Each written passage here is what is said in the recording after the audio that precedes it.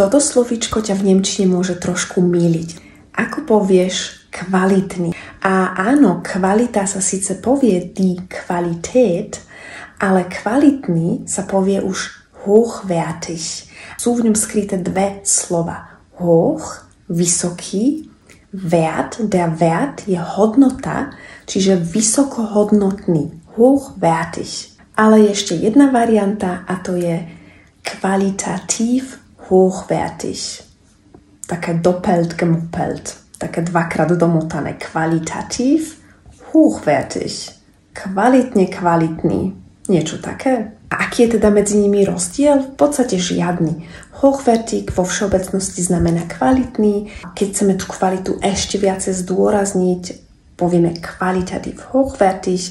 Alebo etwas ist von hoher Qualität. Niečo je vysokej kvality. Deutsch mit Susanna. Tschüss!